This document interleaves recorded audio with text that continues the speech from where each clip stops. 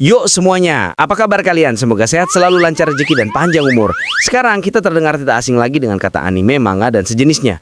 Di sini kita akan bahas sejarah anime dengan singkat. Sebelum itu, kalian suka kesel nggak sama orang-orang yang ngomong, udah gede masih nonton kartun? Orang-orang kayak gitu tuh yang nggak tahu kalau di dunia ini itu ada yang disebut hentai.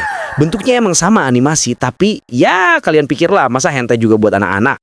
Terus apa sih yang dimaksud sama anime? Kalau kalian googling definisi anime, itu adalah kata dari bahasa Jepang yang digunakan untuk merujuk pada semua jenis animasi. Sedangkan di luar Jepang, anime secara khusus mengacu pada animasi dengan gaya visual dan budaya khas Jepang.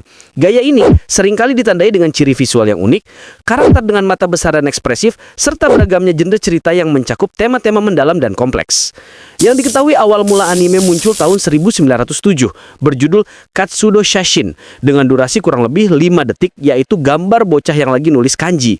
Setelah itu, lanjut di tahun 1917, 3 pioner animasi yaitu Outen Shimokawa, Junichi Kauchi, dan Seitaro Kitayama mulai bikin animasi pendek yang digambar langsung di film seluloid. Nah, dari sana, Seitaro Kitayama bikinlah studio animasi pertama tahun 1921. Sayangnya, studio ini gak bertahan lama karena keterbatasan dana dan persaingan.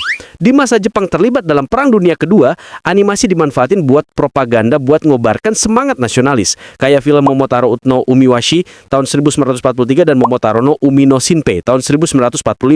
Terus, setelah Jepang kalah di Perang Dunia Kedua, karena pengaruh budaya Barat makin kuat, film-film Disney masuklah dan ngasih inspirasi baru buat Jepang. Di tahun 1945, berdirilah studio Toei Animation yang kemudian setelah 2 tahun berdiri, mereka ngerilis Hakujadan, The Tale of White Serpent, film anime berwarna pertama dengan format panjang.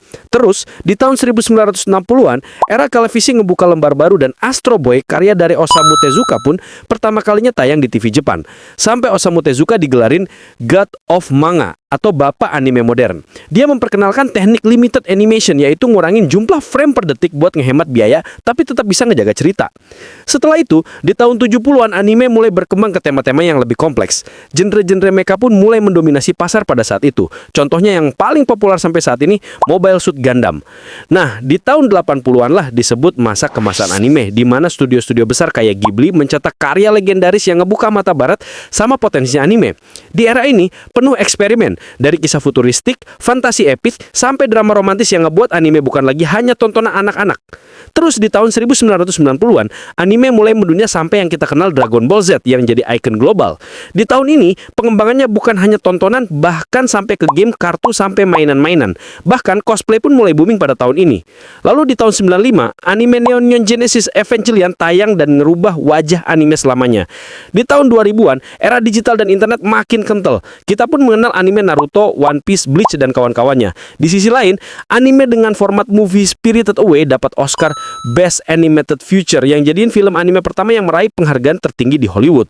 Terus, di tahun 2010-an, dengan hadirnya platform streaming kayak Netflix dan kawan-kawan, ngebuat anime jadi lebih gampang diakses. Dengan genre-genre isekai yang booming pada saat itu dan dukung sama studio-studio baru dengan kualitas tinggi kayak Ufotable, Wit Studio, MAPPA, dan lain-lain.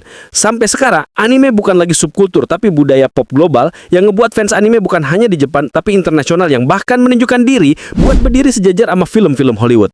Gimana? Menarik kan? Dari Astro Boy yang sederhana, sampai Demon Slayer yang absolute cinema. Anime terus berkembang dan bisa dinikmatin sama semua kalangan. Terima kasih sudah menonton. Terus dukung channel ini biar bisa makin berkembang dengan share, komen, dan subscribe bre. See you next video.